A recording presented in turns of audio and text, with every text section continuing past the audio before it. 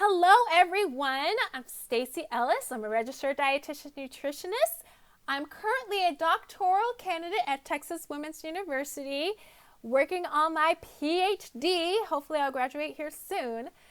And I am currently in a series talking about grad school and the PhD process. And today's video is all about the time. Time. How much time does the PhD process take? Also, how are you to expect you to utilize your time as you are in the PhD program? Now, some of this also can be applied to people who are working on their master's degree, but I will say, it does vary depending upon what school you're at, who's the faculty member you're working under, what your research is all about.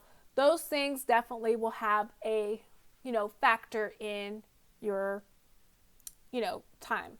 But for the most part, today's video is going to just give you some insight so that way you can determine if this is something that you can even do. Because I know some people, they're just so stressed, they feel like they don't have time already. And, maybe there's certain things that you enjoy doing and you're wondering, will I be able to do them? Will I have a social life? Will I be able to, do my hobbies? Or, will I have time to study everything? All these things I know you are wondering. And so I am here to answer those questions for you. But before then, I want you, if you're not already subscribed, to subscribe to the channel and ring that bell so you'll be notified of every time that I upload. And also, go ahead and give me a thumbs up because, if you like the fact that I'm giving you some advice on how to go to grad school and a PhD program, how am I to know that you like this unless you give me a thumbs up? So go ahead and give me a thumbs up and I will appreciate it. All right, let's talk about time. So I recently received a question, actually from two different people this week regarding how long the PhD program takes. Someone had asked me, can you get done with your PhD in 2 to 3 years? And the answer is, it depends. So there are some programs that can take 2 to 3 years depending on what you are studying. But to be honest, the majority of PhD programs will take you a minimum of 4 years to complete. The average is actually 6 years. And so you just have to be prepared for that. Okay, it does take time because you are working on research. And a lot of times, you may have in mind to get done by a certain time. I spoke about this on my channel. I had written out a plan for me to get done with my classes and to get done with my research in 3.5 years. I thought that I could do it. But a lot of things are out of your control. And so you may think that it'll take you 3.5 years, but there's so many factors that you may not anticipate that will happen that will elongate your process. So I suggest that you anticipate, even though you might plan for 3.5 years or 3 years or 2 years, keep in mind that it may take longer than that. So anticipate a longer program so you can be mentally prepared for it as opposed to a shorter one. Because if you are rushing and trying to get done in 2 to 3 years and then you don't get done, that really can mess with you mentally, right? You can be really upset. It can really, and I know people who end up quitting the program because they thought, oh, I was going to get done at this time. I was going to get everything done and I didn't, so I'm just going to quit. And really, you don't want to quit if the last thing you have to do is your research. The hardest part is all the stuff before your research, in my opinion. The research is just a marathon. It just takes a long time. But that doesn't mean it's hard. Just because something is long doesn't mean it's hard. It's just a matter of patience, right? And so you just have to learn to be patient with the process. Of course, do what you can to get done, but keep in mind that some of it's not in your control. Okay. So that's in terms of years. But you might also be wondering in terms of time, just in general, day in and day out, how much time will you need to devote to studying? How much time will you need to devote to research? How much time, will you have time for yourself? Will you have time to do things? And so I will say this, when it comes to time, I recommend that you actually plan out your time. I do this every single semester, literally. I actually have my planner out in front of me right now, but I go before the beginning of every semester, I put out my classes in my planner, and I'll have like the times, literally, from 6 a.m. till 12 at night. I have every hour slot. I have like a little chart or whatever you want to call it. And I'll block in, okay, this is my morning class. This is my afternoon class. This is the amount of time I need to drive, because I commute an hour for school, right? And I actually need a little extra time than that if I'm leaving in the morning because there's traffic in the morning, so I put those time slots in there, okay? You also want to put when you're going to study. Put time slots for when you're going to study, because if you don't, then you really won't have time during certain times. So I, recommend that you, pick times where you do best with your studying. So for me, I do best early in the morning, and then I also do pretty well right before bed because, it lets me sleep on it and it gets into my brain. And so a lot of times I would put those times as my study times. Okay. That leads you the rest of the day to work around. Okay. So you may be asking yourself, do I have time for hobbies? Do I have time for, working out or whatever the case may be? You do have the time. You definitely do. If you plan things out in advance, you will find that you will have time to study. You will also have time for yourself. And so I put on my schedule time for when I was going to work out. I actually put when I was going to go grocery shop each week and meal plan each week, right? You also want to schedule your me time, or if you have family, when are you going to spend time with your husband? When are you going to spend time with your children? And I know that might seem a little crazy to schedule that, but because you have so much going on, things are going to come up. It will. And so it's best to have at least a template to go off of. So that way you do have time for everything. I find that the people who are most stressed are the people who are chaotic with their time. And they're just like, oh, I got to be here, I got to be here, I got to do that, I got to do that, and all that. Schedule your time. It makes it so much more easier. And you'll find that you can actually have time for yourself. Now, with that being said, the amount of time for studying it's doable. Like I said in the last video, when you're in undergrad, you typically take 12 credit hours or more. And then grad school is typically 6 hours to 9 to 10 hours. And it's really comparable in terms of the amount of work. So you will cover more information in more detail in those 6 credit hours than you did, in your 12 credit hours. But you will find that the amount of time for studying will be about the same. Okay. It's not going to be, granted, this is based off of my experience and the people that I know. It's not like you're going to be studying from morning to night every single day. It's not very likely. Okay. Now, there will be some days, especially around tests, where you will have to devote many hours to studying. That will happen, yes. But for the most part, for most days, you'll have a certain amount of hours where you devote to studying, and then you have the rest of your day to devote to other things. So it really is doable. So if you're someone that's, for instance, working, or you have family, you will still have time to do those things. Now, you do need to take into account other obligations that you may have, such as if you're doing research, all those things. Obviously, you'll have to put those into your schedule as well. And you also want to keep in mind that your schedule can change throughout the semester. For an example, I work on my advisor's research team with the firefighter study. For the firefighter study, there are certain days that I was scheduled to be at the school at 8 o'clock in the morning, and I would have to stay there until 3:30 on those days. So obviously on those days, I cannot spend time working on my own research or studies or anything like that. So that you might have some times where you won't have time available.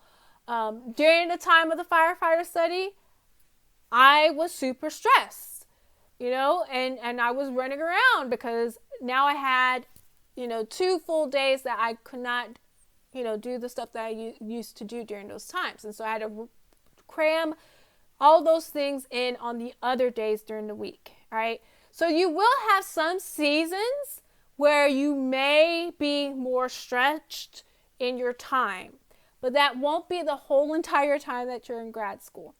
If it is the whole entire time that you're in grad school, then you're not managing your time wisely, or you're having issues with telling people no. That's something that you do need to learn to do, is to say no. You can't do everything. And telling no also, it means telling your advisor no and other faculty members no. If they're giving you too many hours to work and you simply can't get it all done, and if it's just a short season, then get over it and do it. If it's just a short period of time, get over it and do it. But if it's like your whole time, like you're getting no sleep, that's a problem. In my opinion, I think that's a problem, because that's going to influence your health. You're not going to be able to study well. You're not going to be able to, it's a health risk if you're sleeping on the road. Like, there's so much that goes into it, right? So you do need to set boundaries if that is the case. But for the most part, you should be able to set a schedule that's doable. Will you have time to do hobbies? Again, it depends on where you're at in your program. I'm actually quite artistic. I like to dance. I like doing crafts. I like cooking, all that type of stuff. There are certain times during my graduate program I was too busy to do any of it. I actually had to take years off of dancing. I used to dance every week. I would go so many days, and I did that regularly. Even as an adult, they have adult dance programs up in the Dallas Metroplex, and I would go. But there were certain seasons that I was too busy, and even though I really love dance, I had to pause on the dancing in order to get everything else done that I needed to get done. So the truth of the matter is, yes, sometimes you have to pause on your hobbies. Sometimes you'll have to say no to social events and social gatherings and social, trips and things like that. Prior to me being in grad school, I used to take trips all the time. I would go to Houston. I have a lot of friends in the Houston area, and I would go visit them all the time. Once I started my graduate program, I rarely go. I don't even remember the last time I went to go visit them, because it's just a lot. Traveling itself is very stressful. So your social life may take a toll depending on what you do for your social life. I want to encourage you, though, to make friends with people in your department. That way you can do social things among the people who are close by you. We have a good graduate program at Texas Women's. I know a lot of people in the nutrition department and in the kinesiology department, and we're friends. And so if we want to go get a bite to eat, we're already at the school. We just go and we drive downtown and we go get something, and we were able to hang out, so, try to make it so that way you can do social things within the realm that you're in. Okay. Another thing that you could do is have time set aside. So weekends, I try to minimize the amount of work I do on weekends. I try to have grad school like work. I spend Monday through Friday mostly on grad school, and then if I am to do anything, it'll be Sunday, but it'll only be for a few hours, and that's for me preparing for the future week, right? It's not anything too drastic. Sometimes I would have to study and do schoolwork if I had something due, but I try to have at least one day where I can do things for just me. And so, you could do that. You can have a day during the week that you prioritize and you say, nope, this week, this day during the week, Saturday, Sunday, whatever day, this is my day. So I'm going to spend this day doing what I want to do. And it's possible to do that. But like I said, you have to prioritize that and you have to, set it.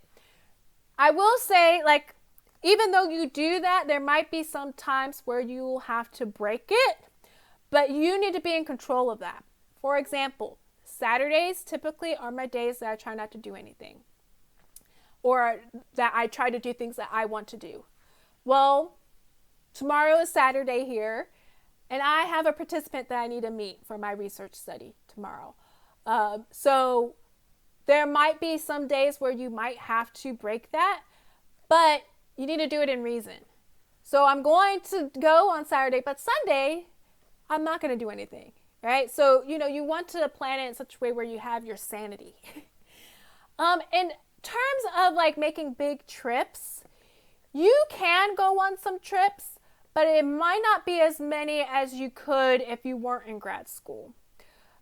So again, you're busy. You're also on a budget because you're in grad school.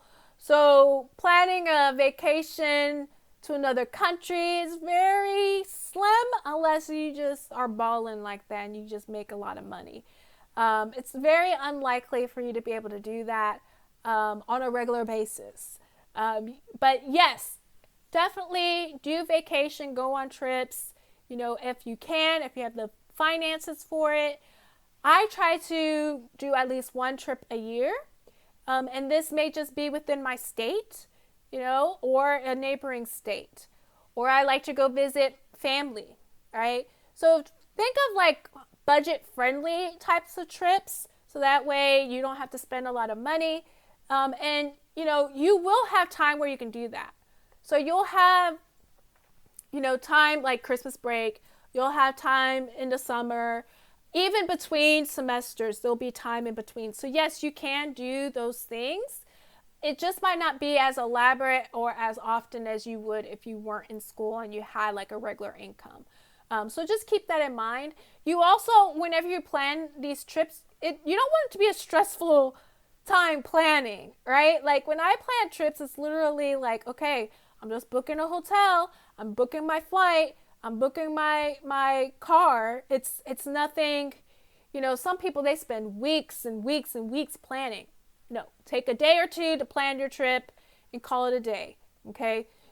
Your stress level's too high to try to plan something too elaborate, okay? So just do it very simple. But yes, you will have time to be able to go on trips as well. In terms of your day-and-day types of things. So like I said, you'll have times where you'll have more time than others. I spoke about dancing. I had some seasons where I couldn't dance. Currently, I can dance again. Okay, I'm working on my research. So my research schedule is just based off of when my participants are available. And so I have more downtime now. And so, yes, I can go dance. I go and I work out just about every day because I devote time to it. Okay. When I was working on my thesis, I took a cake decorating class for that, that semester that I was working on my thesis. And so I was collecting data. It was 6 months, but I still had time to go to take cake decorating class. So it's just different depending on where you're at in your program. Some semesters are going to be more time consuming than others. So whenever you have a semester where you have more time, take advantage of that time and enjoy it, right? Just have fun with it. Just know that there will be some semesters and some weeks where you may be a little bit more sleep deprived. There are some research weeks for some people where they have to be up at the school really early. I knew someone that had to be at the school as early as 4 o'clock for some of the research projects. And so, yes, there will be some days where you lose sleep. But for the most part, it is doable. You will have time. It's not the end of the world. And you can enjoy all these different things. I hope that this was a relief for many of you guys. Oh, one more thing. Time in terms of work. Will you have time to work? Will you have time to work? Yes, you will have time to work. Okay. Most grad students actually do work while they're in their grad program. Working part-time is more likely with some of these programs. I will say if you work full-time, it makes it a lot harder. The people who work full-time are the people who are more likely the type of people who are going to stay up late. They're not going to have time for anything. So I will say that. I don't recommend working full-time. My advisor even told me he does not recommend his students working full-time while they're in the program. I know sometimes you have to, but I will say, sanity-wise, I don't think it's worth it. Personally, I don't think it's worth it. So if you're able to make it in such a way where you don't have to, I recommend that you do so. I know people who work full-time, and they're miserable. Quite frankly, they are. And I won't necessarily tell them in their face, but they might, and if they're watching this video, they might now know that I think that their life is miserable. I don't know anyone that's not miserable who's working full time and they're in grad school. I don't know of any. But you could see it as, well, it's just a few years out of your life. So if you're miserable just for just a few years out of your life, it might be worth it. So it just depends on the person in terms of what you can handle. I'm the type of person, I can't handle that. I just can't, you know. Now, I will say it's different if you're working on a different type of degree. I'm talking about PhDs, okay? If you're working on, like, education leadership or, you know, because I know that's a common one. Education leadership, a lot of times people work full-time and they go to school. That's different, I think. Now, granted, some of those people are still very tired and miserable. But PhD in particular, from my experience, now I don't know everybody's PhD program. I could just speak about the sciences. So there might be a difference depending on what you're studying. So just keep that in mind. So, all right. I know this video was a little bit long compared to some of my other ones. But hopefully this was a relief for some of you guys. And for some of you guys, maybe it'll bring you some insight in terms of whether or not you can do it or not. Because I know, like I said, some people, they have to work. Or, you know, they just have different obligations. So that way you can plan for yourself if this is something that you need to do or can do in this season of your life. If you like this video and it's been helpful, please give it a thumbs up. Also, again, I'm going to have a few more videos on these topics. So if you're interested, please subscribe to the channel and ring that bell so you'll be notified whenever I upload another video. All right, you guys, I hope you enjoyed and you have a good rest of your day. Bye.